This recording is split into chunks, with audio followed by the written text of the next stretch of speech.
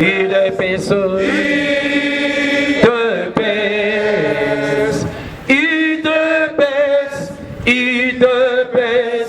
UDPS vaincra. Démocratie, la liberté, le pouvoir. Debout, combattants de l'UDPS, luttons, liberté, le pouvoir, qui sont l'émanation du peuple. UDPS, viva! Viva! Fédération manifestation pour la mission, on va parler sur les enjeux de l'heure. Combattants, lorsque nous partis, niveau tant national que local, UDPS, viva! Viva! Membre de la fédération de la FUNA, viva! Viva! Étienne Wamulumba, héros national, viva! Viva! Viva! Viva! Tshisekedi, héros national, Félix, président de la République démocratique du Congo. Est-ce qu'on peut l'acclamer, ces présidents? Comment tu es sur quoi? Il y a des personnes qui sont congolais. Est-ce que nous sommes congolais? Et que cette nation, c'est ta nation. On est. On peut s'en meeting, ne peut pas s'en aller. Tout ça. UDPS viva. Et aujourd'hui, les garants de la nation, le commandant suprême des forces armées congolaises et de la police, le chef de l'État s'appelle Félix Antoine Tshilombo. L'interview de la France 24. Lorsque je l'ai suivi, la France 24, il a dit dans son interview, je suis pleinement président. UDPS viva. Alors, il y a un tiers, un quart, un cinquième, et alors il y a pleinement président. Pour dire 2 sur 2, 4 sur 4, 6 sur 6, 10 sur 10, 100 sur 100, 200 sur 100, il est président de la RDC. Et nul ne l'empêchera. Il y a un seul homme, comme il le faut. UDPS viva. C'était une intro. La fédérale de la police.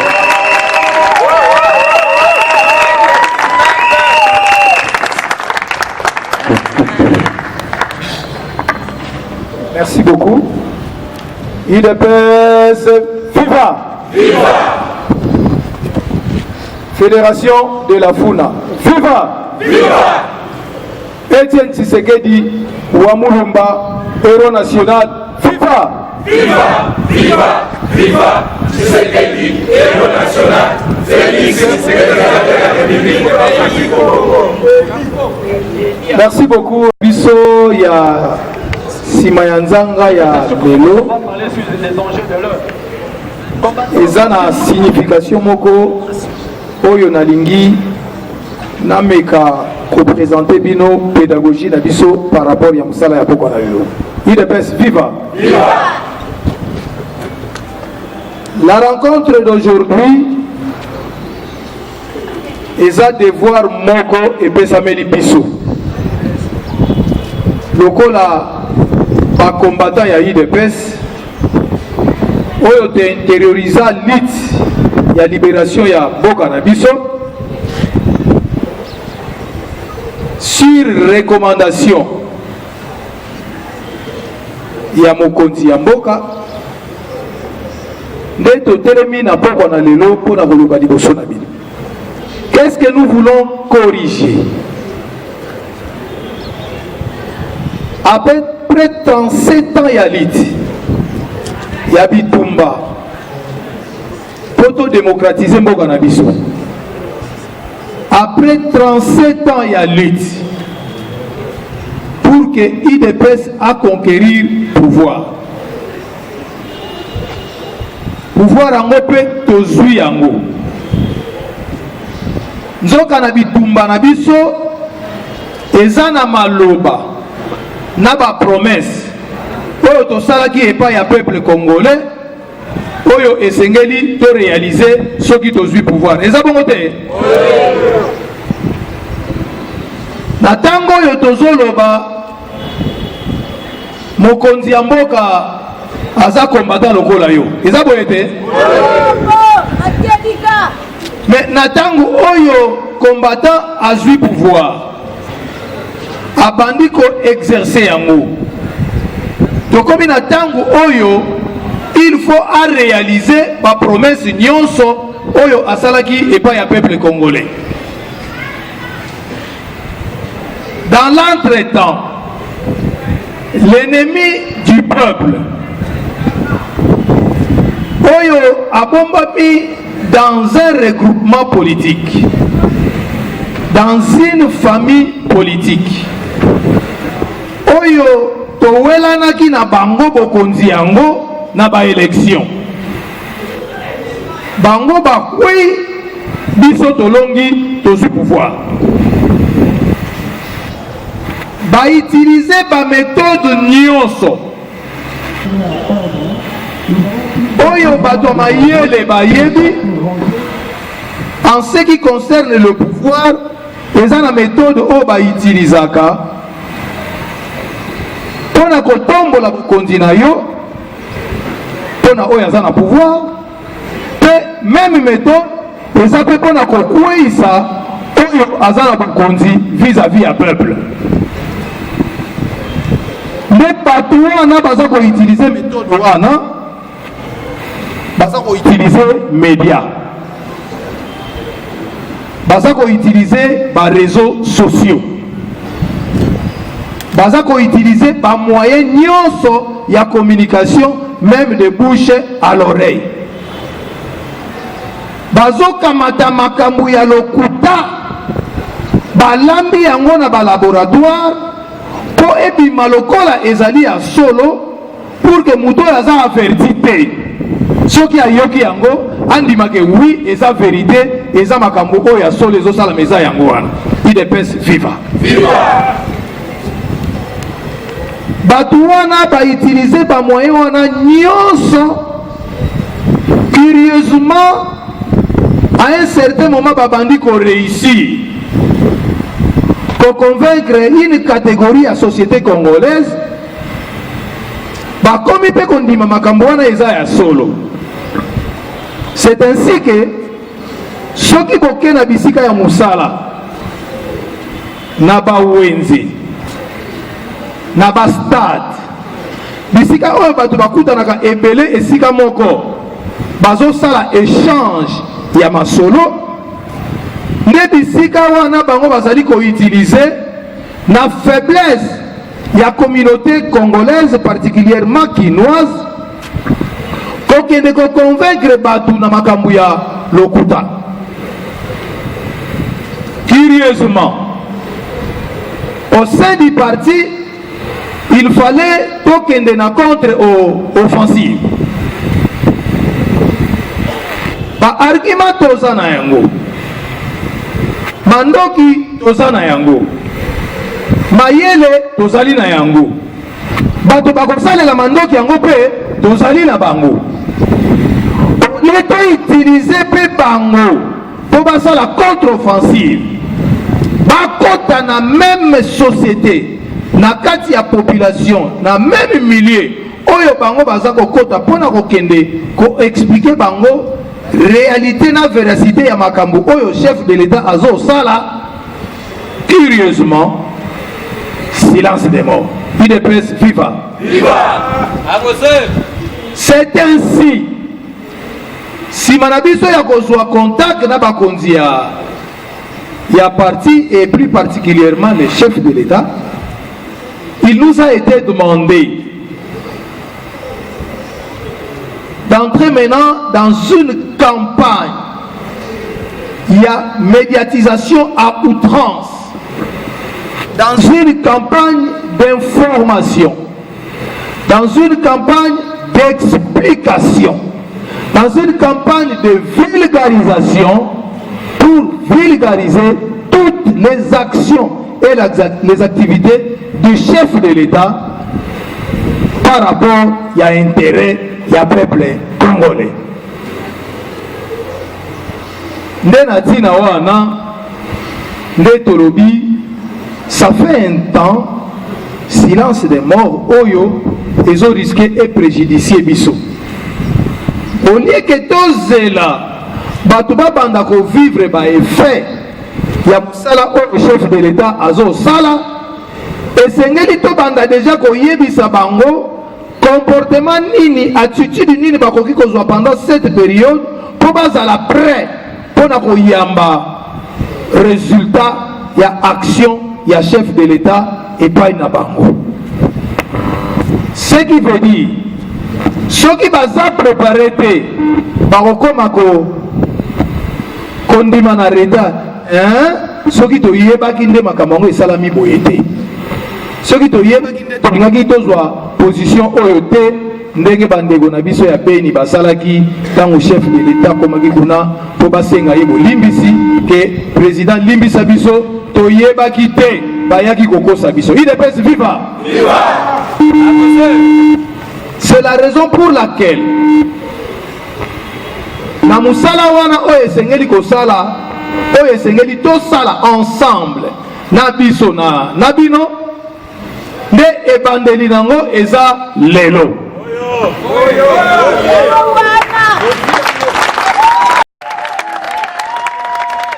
Tobandi soki tosilisi lelo tokokota na ba émission télévisée.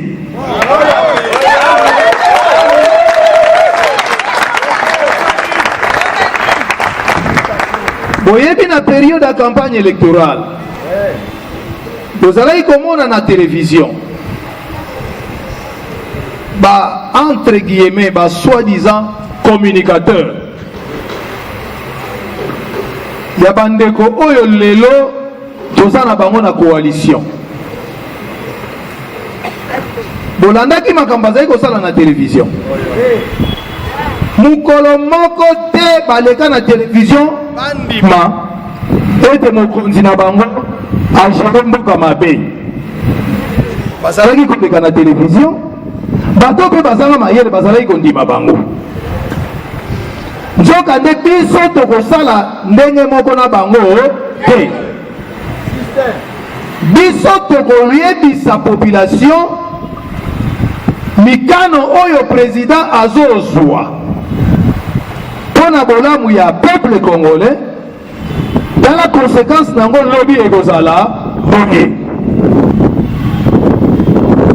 nde mosala oyo biso tokosala. Mais mpona pokwa ya lelo ndenge nabandaki na ebandeli ya maloba na ngai koyebisa bino ete 37 ans ya lutte oyo tosalaki ezalaki mpo mboka na biso ekoma un état de droit et un état démocratique. Mboka na biso ekoma ekolo oyo mibeko ezali likolo ya moto nyonso. Mboka na biso esengeli ezala mboka oyo pouvoir nyonso po ozwa yango il faut toleka na ba élection donc na mabonomi bitumba wana lelo efuti toke na ba élection mpe tosali nini tolongi yango moto mpe alongi yango aza combattant lokola yo oyo aintériorisa philosophie wana ya combat ya lutte ya libération ya République démocratique du Congo. Nzoka nde batu moko bakomi koleka na media mpona koyebisa batu bango nde baza koapproprier Tshisekedi.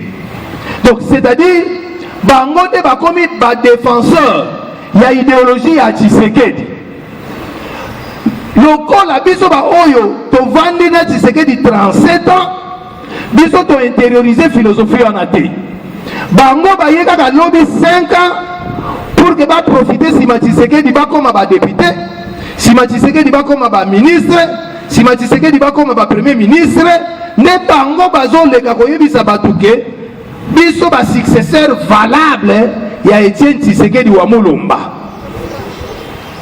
Ndakisa Martin Fayou Ndakisa Bruno Chibala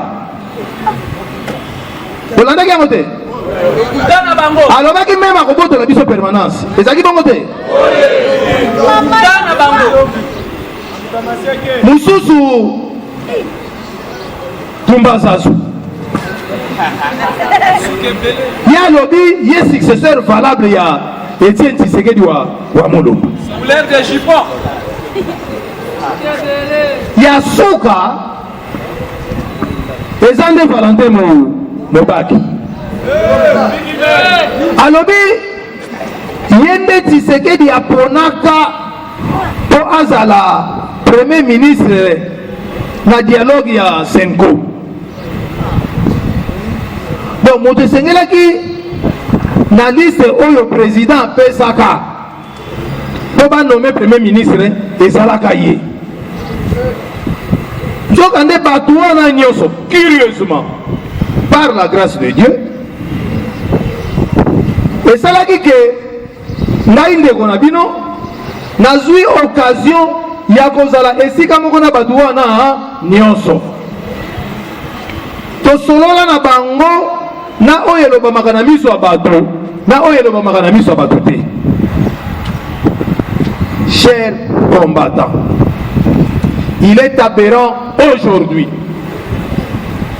ngai lokola combattant ya UDPS nakende kondima makambo ya bato wana alors que na secret nga nazalaka na bango. Certains traitaient Tshisekedi en coulisses de dictateur.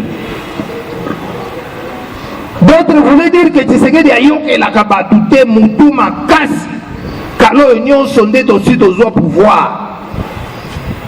Alingaka ko approcher bato te, c'est ainsi que pouvoir peut ekimaka musika na ye. Avanda na limete lokola chef coutumier mindele balongwaka poto bayaka koluka ye na limete yakendaka koluka bango te. Nde kanda wana mindele bayoka kanda balobi moye bapesa ye pouvoir ezati. Nzoka nde bitumba ya Tshisekedi ezalaki mpona kotia un état de droit et de démocratie en République démocratique du Congo. Lelo tangu toke na élection démocratie monani te monani te.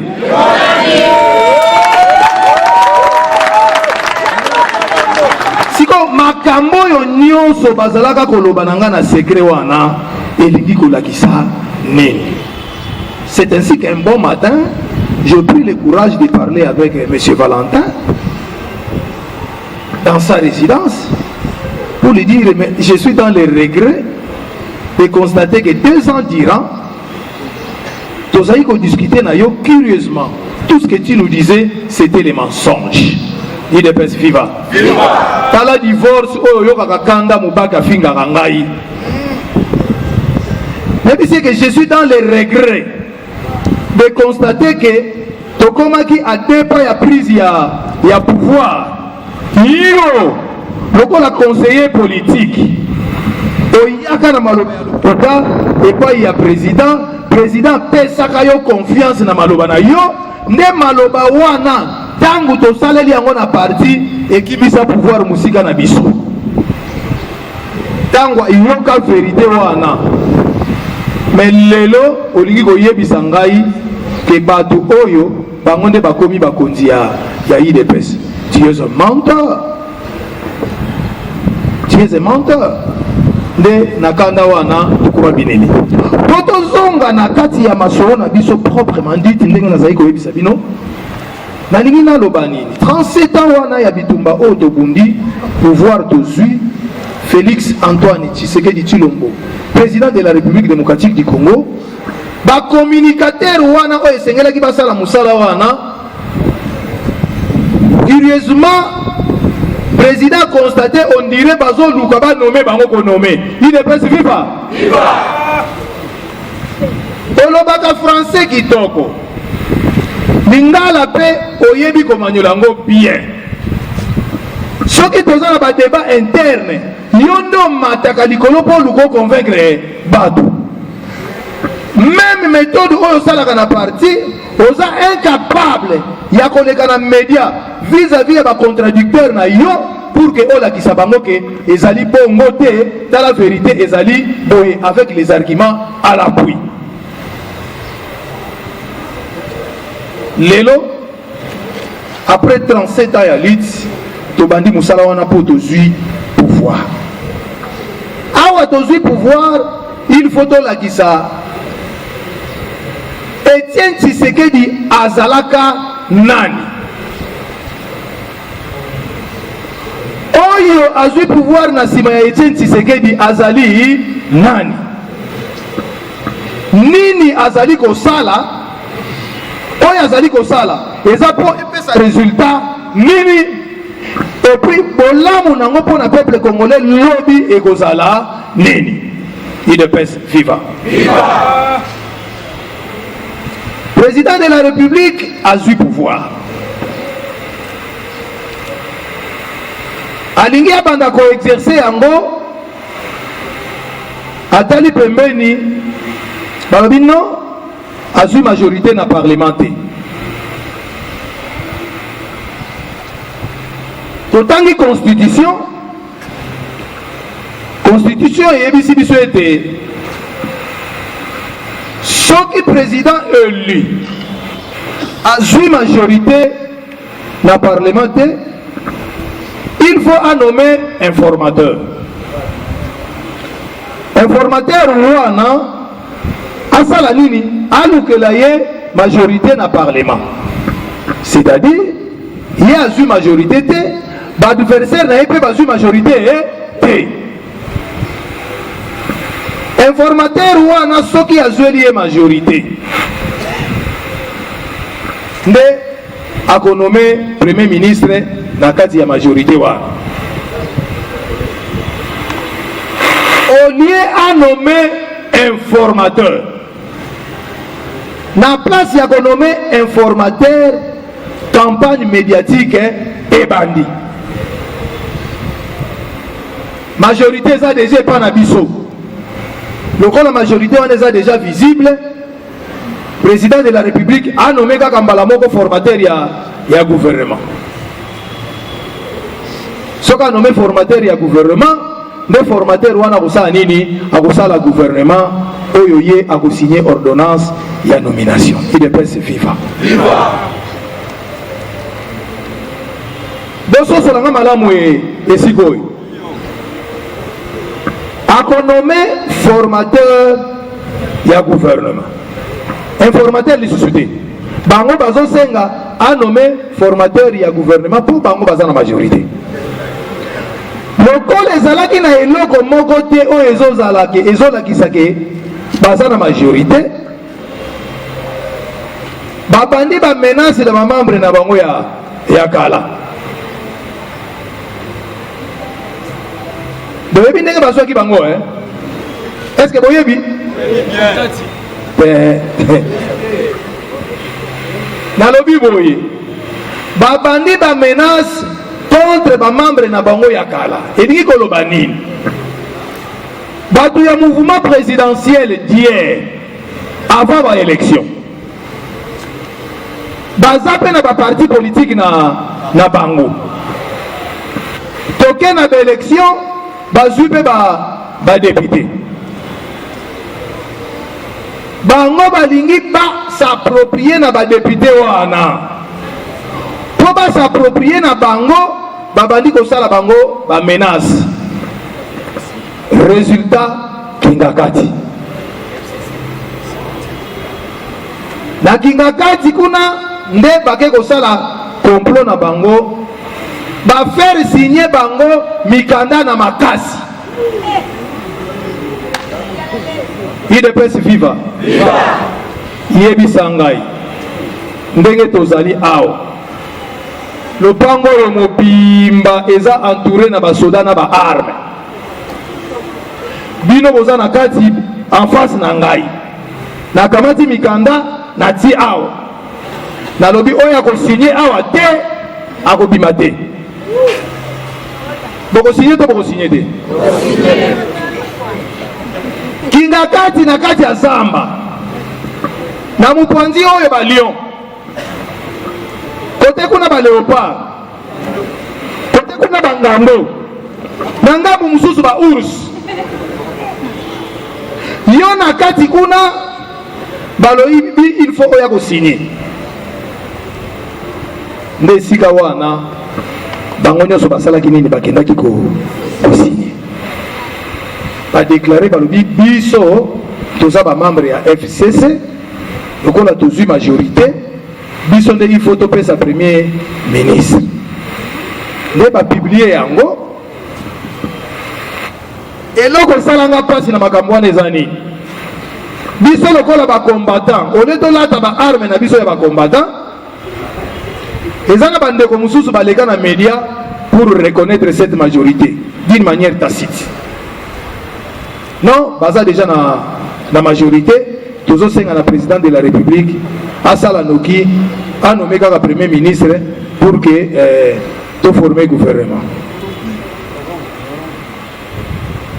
Président de la République, sage qu'il est, à 8 ans, 1 mois électif, 2 mois électif, 3 mois électif, silence de mort, à l'obéi. Faut que ça premier ministre n'a nommé. Il est pas vivant. Bapé si premier ministre. Abiwana te. Oh nous sommes impliqués dans un crime contre l'humanité. Oh nous sommes dans un dossier dans CPI. Oh nous sommes dans un dossier à malversation financière. Moyen à nommer Zate. Bolu na wazora. C'est ainsi que Luka ayela qui est liste ayeko nommé Ndekonabiso Sylvestre Ilunkamba comme formateur du gouvernement. Il est pas vivant. Est-ce que Ilunkamba si quoi formateur azo formé gouvernement tendenge nini? Il est pas vivant. Na basité il faut boyer bisaka batu oyo bazo tuna bino mituna bazana premier ministre de bazana formateur il y a gouvernement parce qu'il va avoir un premier ministre qui doit former un gouvernement. Curieusement, au lieu d'avoir un formateur, on a déjà un premier ministre qui doit avoir un gouvernement. Au lieu que le premier ministre puisse former ce gouvernement, curieusement, il revient encore auprès du chef de l'État pour lui soumettre le nom des candidats ministres. Il est viva. Tala Esika Oyo Tshisekedi Chilombo Tshisekedi Azola Kisa Kimo Bali na ye Azola Kisa ete mwana yanko yaza silencieuse. Batu balingi bamona mutu moko alekaka na télévision azosala ba menace. Yo soko sakani na kokanga yo te. Biloko wana c'est le cas. Tshisekedi Chilombo alobi na biso tango akomi président de la République alobi na kokoka kosala neti Tshisekedi te. Nga komi président na ko remplacer Tshisekedi te. C'est ça la différence. Moko ya différence entre Félix na tata na yeza yango wana. Etienne Tshisekedi na bakaya ndengo wana a telemi kaka mbala moko alobi à partir d'aujourd'hui monsieur Sylvestre Ilunga allez kende libara. Je vous dis, Etienne Tshisekedi ne pouvait pas perdre son temps à l'examen Kamunaye. Etienne Tshisekedi n'est assez anormal déjà premier ministre Moussous. Mais différence il y a Félix Natata na Eza Yamouana. Voilà maintenant, il est sur le terrain de travail en silence. Azon Lobate Kabila Yaka. Omoni makambo yo bo pesingao. Soki boye gouvernement ko bima lelo te. Soko tetembe. Lobi ko monango. Lobi nango toke na foi. Lancement ya 100 jours. Il est pas vivant. 100 jours et bandi. Musale bandi. Banzele bandi ko tongama. Habito suki sana. Saute de mouton. Saute mouton. Il est pas vivant. Bande Konangaï, Félix Tshisekedi c'est un génie. Lelo naza na grand regret. Bato bazalaki kolobaki ono Tshisekedi atanga te il se trompe. Naïbité français, oh, tu sais que dit, alors, les français, bah, primaire, naïbité. Nous sommes là, les intellectuels, universitaires, baza awa. Naïbité, ceux qui, français, finesse, il y a français, oh, tu Félix Antoine, tu sais que dit, alobaka. Ceux qui, ça, il y a pas couloir. Makambazo, bimisa, na mounoko, na ye, tala minene, mais en douceur. 100 jours et bandi. La réalisation de 100 jours et bandi. Babandi, oh! Tout le monde a clarité. Banzela, on va se faire un négatif. Tout le monde a dit babambi ko bamba. Non, et bien là, mon boye. Kabila Tonga boye, bimisa 100 000. Ndenge ni ya bimi 260 000. Tokende na archive. Kabi, bakamati basa bazu ba chiffre ba inversé. Bazu ba chiffre ya Félix. Bapese pas ya batu akala bazu ya batu akala bapese pas Félix mukomso na vandi na plateau de télévision na moni mutu moka leki na compte IDPS kirisma aza incapable ya ko avancer ba chiffre ngasi ko esika na vanda kina ba chiffre na mesa na bi me tato yo azolo ba makamu nini na TV ba chiffre ezali ndeko na ngai soki okei na OVD osengi ba chiffre. Il y a des réalisations, des travaux, des sala, des chiffres, des secrets. Ce n'est pas un secret. Sur un journal officiel, la publication, c'est la Marakuna. Des chiffres. Donc, quand on a des chiffres, des chiffres à Kala, des musala oyo, des chiffres à Sika, des na musala Kala. Juste pour que intoxiquer la population atome contre le président de la République. 100 jours et sili. Bazongi li sous. Gouvernement zo bimaten ndenge nini. Kala wana nyoso ifale ba bimisa gouvernement. Omoni azo kokate to yebisa ki bino ka kokate. Nzokande ya zo sala musala pour ko répondre na posa ya peuple. Ba émission de la télévision bazo poser ba question. Population zoloba tolingi to mona mende te tolingi to mona songolo te batu wana bazonga lisusu te asenga lise ba ministre bazo pesa ika ba kombo ya batu wana habite soki kaka batu oyo na gouvernement nanga bakokota te babandi discussion ya taille ya gouvernement. Président Lobino ngana lingi gouvernement ya 37 ministres na ba vice ministre et ça la 45 bango ba lobi te biso to lingi to récompenser ba tuna biso nios discussion taille ya gouvernement président bi OK comme disata ils en ont problème te pombongo pe nazo kotisa ngo boko ye bango les moments venus okola pe mbongo ezokota en attendant bango baya bakuta déjà mbongo tokotala mbongo bango soki bakosala ndenge nini andimi nombre ya baministre bapesa baministre bazopesa kaka bilongi ya kalabi te bilongi oyo awa na ngai ekosimba te nalingi te naleka na balabala peuple alibanda kofinga ngai bopesa ngai bilongi oyo baza implike na makambo oyo te nde toye komona ntan wana nyonso eleki ti tokoma lelo. Selon les dernières informations par rapport à la photo oyo na ba image oyo bazola kisa biso na ba réseaux sociaux, là encore une fois il faut boyer ba kosolola na ba congolais il est pèse viva na monde moderne. Soki oyambi bapaya na ndako na yo mwasi na yo alambi biloko ya kolia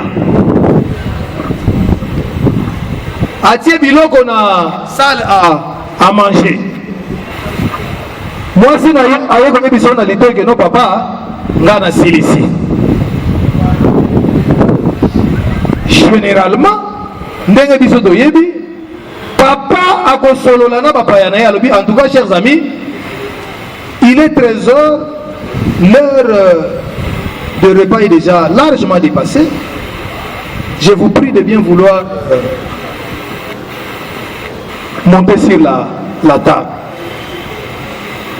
C'est alors à Kobenga Mopayanaye pour qu'il y ait que non, biloko ezali awa, namoni mama asali makemba awa, asali mbisi amaya awa, asali awa boye, yo pona oyo okolia. Bakamataka mopaya balekisi ye liboso. Curieusement, tongo etana, si manabiso kotala na ba réseaux sociaux ba photo wana, bazo yebisa biso ono ndenge nini Tshisekedi atomboli vert, bango nyonso bavimbani, batomboli vert te. Ba photographe bazao. Avant baninga batombola, nani atombola liboso? Kolonda kwa kostombola bi chen. Neba pa ya basai nini ba tomboli. Photographe a se préparé à kangika la photo ya Félix tango tomboli fait. Lokola bangona ba tombola kité. Oh non, a tomboli vert dans le vide, les autres n'ont pas levé vers leur verre. Donc ils l'ont humilié. Donc ba humilié ngana nanda kunangai. Acceptons qu'il a été humilié de cette manière. Boyaki nanda kunangai, ozaki na besoin ya $100,000 pour na pesa. Yo na defisa yo. Curieusement au affiché comportement wana kozwango. Et si ka bande ko na biso ba réfléchir malamu te yango wana. Même soki na pesi yo. Na kotika la na témoignage ni na mutema na ngai. Est-ce que na kozali na considération na yo? Déjà na biloko mibale wana, nous avons compris que c'est de l'intox. Bande ko bayaki kotika liste na bango ya ba candidat ministre. Oyo esengeli chef de l'État a procédé à la désignation. Il y a 3 ministres pour la poste moko. Bapesi kombo misatu pour le ministère moko. Président akopona na misatu oyo batie akopona oyo ye alingi. Sikoyo tangu ye akopona oyo ye alingi ekolakisa nini? Elingi koloba ke bango bato baponeli ministre te, chef de l'État mutasai nini aponi ministre.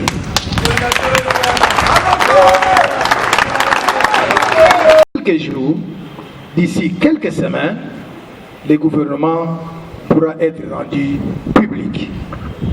Ce gouvernement n'est pas un gouvernement qui sera formé par un formateur. C'est un gouvernement qui est formé entre les FCC et CACH. Mais la désignation des personnes qui vont faire partie de ce gouvernement, c'est le président de la République qui va le faire. En ce qui concerne les ministères régaliens, awa na lingina yebisabino kuna pe boyokani esi et salamaki. Le chef de l'État va désigner ba ministre ou va occuper ba ministère wana. Azana liberté ya kopona na cash tona FCC. Tout dépend de la politique oye à ça qu'on entendre mener en ce moment précis. Même ceux qui boyoki, bakamati parce que ndenge ba journaux bazokoma. Na landa ki même na top Congo, abi selon les informations du couloir. Curieusement, atikala ko pesa source té. Est-ce que couloir est sa source Top Congo abi selon les informations du couloir. Les deux postes ministériels tels que ministère y a justice, la finance, atiki yango na FCC. Même ceux qui sont chef de l'État moto parmi les 3 ministres dans chaque ministère. Akopona ministre moko de a formé gouvernement naï. Oyo ya kolinga. Tango gouvernement na ekobima nde musala ekobanda. Yambo ete musala wana ebanda.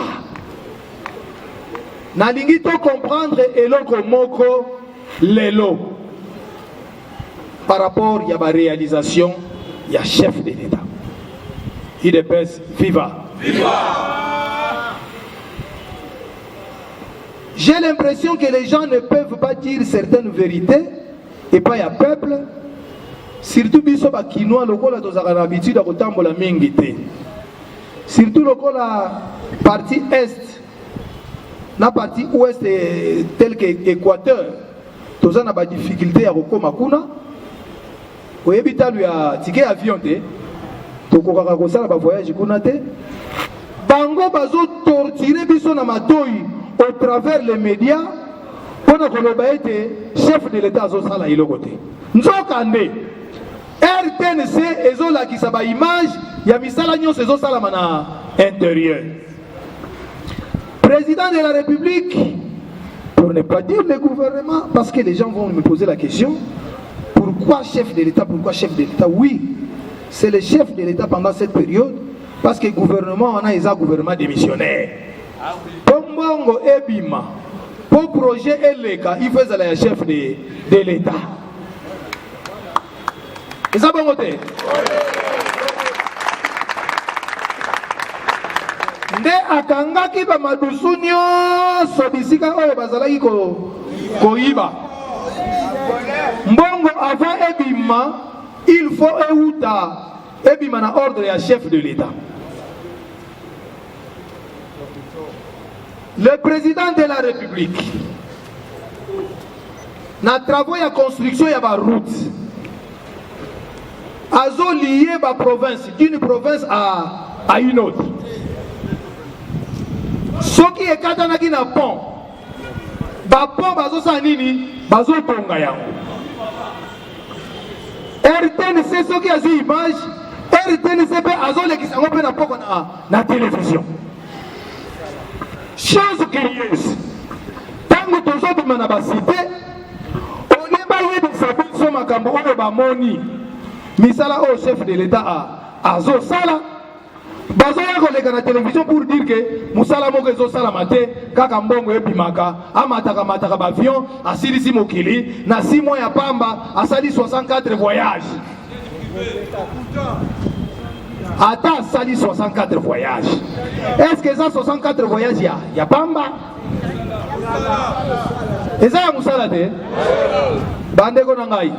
La RDC était coupée dans contact extérieur. Vrai ou faux? Toza awa. Ba voyage nyonso ancien chef de l'État a komaki kosala soit une conférence internationale où il ne va rien dire. Ce qui a créé, et donc Malonga et Zalakate. Le chef de l'État, Simayako Tonga Banzela, Simayako Sala ba travaux il y a 100 jours, na ville province ya Kinshasa et puis na ba province, Bandeko Nanga Bakenda ba Congo. Bomoni Musala zo sala makuna. Bazo lié mwanda na boma. Ba oyo bazo sala na ngambo kuna bazo ya boye. Bazo oyo bazo kuta na ngambo ya boma, bazo kende bakende kutana na katikati. Nzela bandeko bawuti kuna babi nzela kitoko impeccable voyage ya mwanda ekomi eleki. Eza malamu te.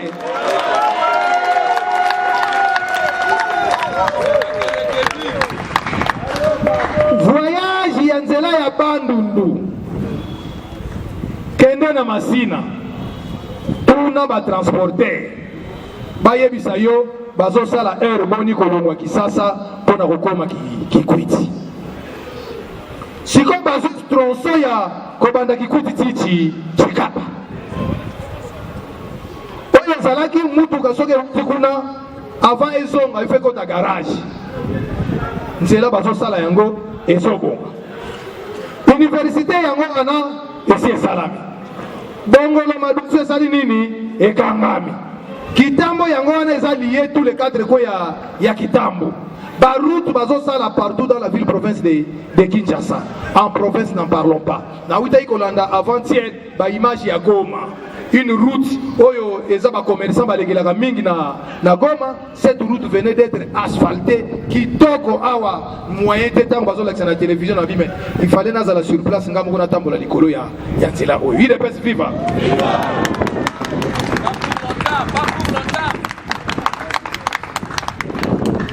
Président Azo Salaba voyage à permettre RDC dans les concerts des nations. Et comment considérer? Aujourd'hui, il est le vice-président de l'Union africaine. À une branche importante, il y a droit de l'homme. Aujourd'hui, c'est le chef de l'État qui réunit Batou Bazalaka Kobengi, sa président de la République démocratique du Congo.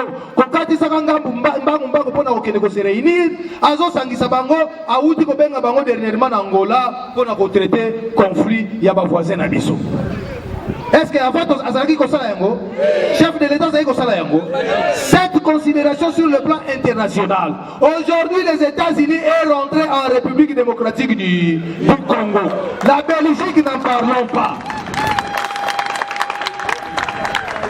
La France se bat pour que le chef de l'État a que le Kuna Bindengeni Batunyoso, Bazo Yamba président de la République démocratique du Congo, Ngana Tika la Sima. Bientôt à Okende, na Belgique, Kokende Kosolo na Bande ya Belgique. Maintenant sur le plan économique, yo solo li déjà na ba américain, yo solo li déjà na Batunyoso, Dengeni ni biso banoko na bino, o solo li na bisote. C'est ainsi que na Mikolezo il y a président de la République, à Okende na Belgique, président de la République, à Okende na France, président de la République, à Kosala Moussala. Comme conséquence, les États-Unis ont préparé plus de 50 milliards de dollars américains pour soutenir l'économie de la République démocratique du Congo. Dans ordre, il y a plus de 50 milliards de dollars qui va constituer un matelas en devise en République démocratique du Congo pour l'économie à RDC et stable. Est-ce que ça m'a l'amouté? C'était la nécessité d'une campagne de sensibilisation et d'information de la population congolaise.